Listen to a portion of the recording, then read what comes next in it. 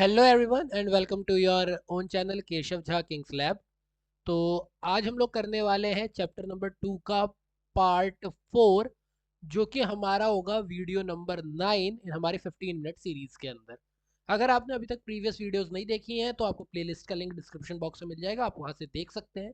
हमने previous 2 video जो थी हमारी, यानी पार्ट 2 और पार्ट 3, उसके अंदर हम लोगों ने हेनरी फ्योल के जनरल मैनेजमेंट के बारे में पढ़ाई की थी।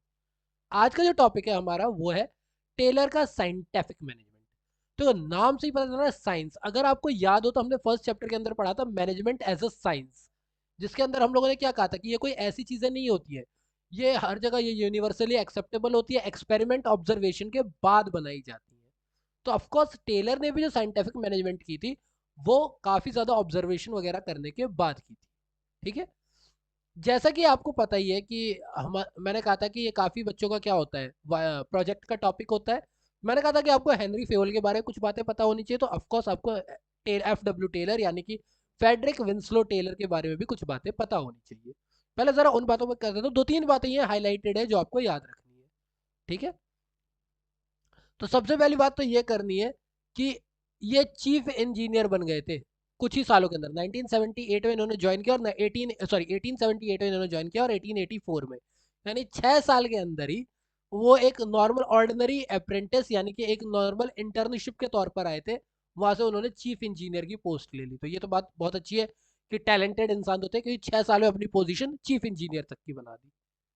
ठीक है। किसके अंदर बनाई थी उन्होंने? यूएसए की एक स्टील कंपनी के अंदर में बनाई थी। नाम क्या है उसका पूरा, यहां से देख लेते हैं। मिडवेल स्टील कंपनी, यूएसए के अंदर।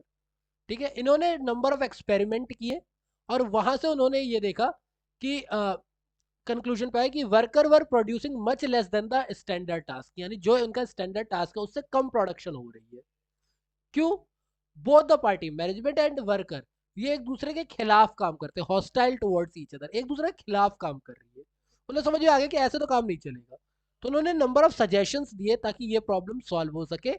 और इसी को उन्होंने क्या कहा? थ्योरी ऑफ साइंटिफिक मैनेजमेंट, जिसे उन्होंने साइंटिफिक अप्रोच के ऊपर ध्यान दिया। इसीलिए इनको फादर ऑफ साइंटिफिक मैनेजमेंट कहा जाता है।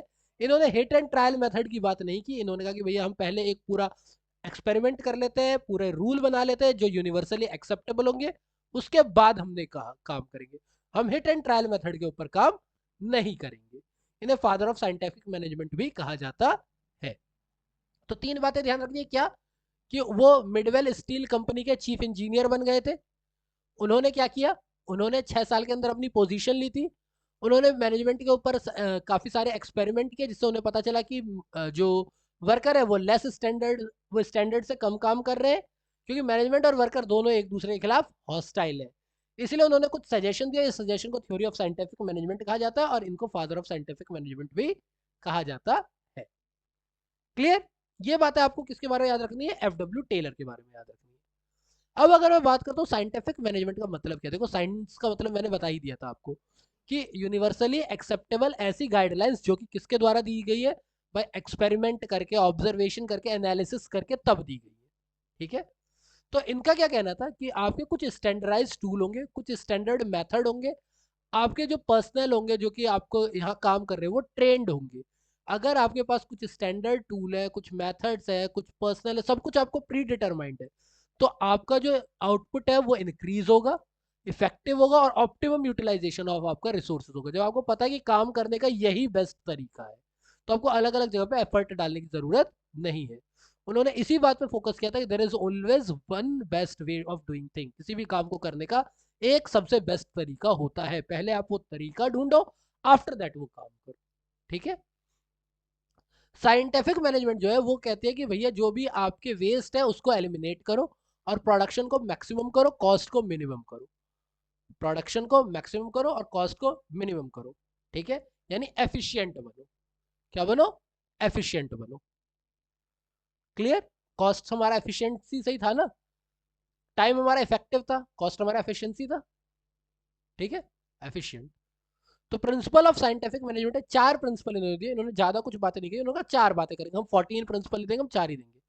पहला, science not rule of thumb. इन्होंने कहा देखो भैया बात ऐसी है कि आप जो काम कह रहे हो, आपके जो रूल्स है वो ऐसा नहीं होना चाहिए कि मैंने बोल दिया अब तो करना पड़ेगा। नहीं, उस काम का एक लॉजिक होना चाहिए, वो साइंस होना चाहिए। There should be a scientific study and analysis of each element of job. ऐसा नहीं कि बस अपने मन से सोचा और बोल दिया, नहीं नहीं नहीं। एक्सपीरियंस, ओल्ड रूल, इन सबको हटाओ, रूल ऑफ थंब को हटाओ, और hit and miss method, hit and trial method को खत्म करो। उन्होंने कहा नहीं, आप करने से पहले सोचो, आप एनालिसिस करो हर जॉब के बारे में, और उसके बाद बताओ कि किसी काम को किस तरीके से किया जा सकता है। ठीक है, तो आपको एक्सपीरियंस एंड ट्यूशन के ऊपर काम नहीं करना है, आपको आफ्टर स्टडी और एनालिसिस एक रूल बनाना है। आपको काम करने से पहले सोचना है, सोचने के बाद आपको बताना है कि कैसे काम किया जाए। ठीक है, सेकेंड रूल था इनका हार्मनी नॉट डिस्कॉर्ड। देखो एक सिंपल सी बात है, अगर एक फर्म और उसके एम्प्लॉय आपस में खुश नहीं है, अगर ये इनके खिलाफ है ये इनके खिलाफ है, तो कंपनी कभी ग्रो नहीं कर सकती। वही उन्होंने देखा कि ये दोनों एक दूसरे के खिलाफ है, हॉस्टाइल है ये दोनों एक दूसरे के लिए, तो ऐसे तो काम नहीं चलेगा। उन्होंने ये कहा कि भैया हार्मनी होनी चाहिए, एक प्रॉपर अंडरस्टैंडिंग होनी चाहिए मैनेजमेंट और वर्कर के बीच में। ठीक है, इसकी वजह से मेंटल रेवोल्यूशन आता है, एक कंप्लीट चेंज आता है मेंटल आउटलुक में, जो कि जरूरत है एटीट्यूड ऑफ वर्कर में और मैनेजमेंट में, दोनों में ही आना चाहिए। ठीक है, मैनेजमेंट और वर्कर दोनों का एक दूसरे के लिए क्या होना चाहिए, विचार खत्म होना चाहिए कि दोनों को एक दूसरे की जरूरत है। उन्होंने कहा इन दोनों को एक दूसरे कम्पीट नहीं करना है, इन दोनों को एक दूसरे के साथ कॉपरेट करना है। कॉपरेट नहीं करेंगे तो काम नहीं चलेगा। एक क्लास में अगर टीचर और स्टूडेंट आपस में कम्पीट करने लगे, वो क्लास कभी अच्छी नहीं चलेगी। लेकिन अगर एक टीचर की कही हुई बात एक स्टूडेंट फॉलो करता है, एक स्टूडेंट की प्रॉब्लम सुन करके टीचर उन्हें सॉल्व करता है, ऑफ कोर्स वो क्लास बहुत अच्छी चलेगी। पर अगर टीचर ने कोई कमांड दी, बच्चे वो बिल्कुल ही नहीं सुन रहे, बिल्कुल ही मना कर रहे हैं, वो क्लास अच्छी चल ही नहीं सकती। और साथ साथ ऐसे बच्चों का सुना हुआ कोई टीचर नहीं सुन रहा है, नहीं अच्छी हो ही नहीं सकती वो क्लास, पॉसिबल ही नहीं है। इसी तरह किसी भी कंपनी में वर्कर और मैनेजमेंट दोनों का साथ में काम करना इज वेरी इंपॉर्टेंट, कंपटीशन नहीं कॉपरेशन होना चाहिए। ठीक है, मैनेजमेंट के लिए ये इंपॉर्टेंट है कि वो प्लेजेंट वर्किंग कंडीशन बनाए। ठीक है, और वर्कर्स के लिए जरूरी है कि वो उनके साथ लॉयलिटी के साथ काम करे। ठीक है, जितनी लॉयल्टी होगी उतना ही अच्छा होगा। एक दूसरे के साथ फाइटिंग ओवर ना करे, उनका मेन फोकस प्रॉफिट बढ़ाना होना चाहिए, प्रॉफिट को बांटना नहीं। प्रॉफिट बढ़ेगा तो दोनों का फायदा अपने आप ही होगा। देन द नेक्स्ट पॉइंट, जो थर्ड पॉइंट उन्होंने बोला, वो बोला कॉपरेशन नॉट इंडिविजुअलिज्म। ये ना जो आपका यूनिटी ऑफ डायरेक्शन था ना, स्पिरिट द कॉप्स या फिर यूनिटी ऑफ डायरेक्शन, ये उसी का एक एक्सटेंशन है। Corporation not individualism. और एक हमारा वो भी था ना, कहते हैं subordination of individual interest to general interest, उसको भी आप यहाँ पे डाल सकते हो। इस प्रिंसिपल को एक एक्सटेंशन कहा जाता है हार्मनी नॉट डिस्कॉर्ड का, ये सेकंड वाले का ही एक कह सकते हो, साइंटिफिक में भी है और उसका तो है ही है। ठीक, इसमें क्या है, इसमें टेलर ने कहा कि आपको ग्रुप एफर्ट्स के ऊपर काम करना है। मैनेजमेंट और वर्कर को ऑर्गेनाइजेशन के गोल के लिए काम करना है, अपने प्रॉफिट के लिए नहीं। इंडिविजुअल प्रॉफिट के लिए आपको काम नहीं करना है, आपको ऑर्गेनाइजेशनल गोल के लिए काम करना है। उनको ये रियलाइज हो जाना चाहिए कि इन दोनों को एक दूसरे की जरूरत है। ठीक है, क्योंकि जो आइडिया वर्कर देगा उसकी वजह से कॉस्ट रिड्यूस होगी, प्रोडक्शन बढ़ेगा। कई सारे ऐसे आइडियाज हो सकते हैं, कोई भी दे सकता है, good idea can come from anywhere. और अगर ऐसा कोई आइडिया आया है तो आपको उसे रिवॉर्ड देना चाहिए। ठीक है, and the last point is, जो कि इन्होंने कहा अपनी management, that is development of work to their greatest efficiency and prosperity. ये बहुत जरूरी है। आपके यहाँ कोई काम कर रहा है, कल मैं एक मूवी देख रहा था, आई गेस, नहीं कल मैं व्हाट इफ का सीजन 2 का एक एपिसोड देख रहा था, हाँ, व्हाट इफ सीजन 2 का एपिसोड 4 देख रहा था मैं, एपिसोड 4 देख रहा था। तो उस पे ना आयरन मैन का एक डायलॉग है, टोनी स्टार्क का एक डायलॉग है, that you should always leave a place better than you found it. यानी तुम्हें कोई जगह जैसी मिली आपको हमेशा उससे बेहतर उसे छोड़ना चाहिए।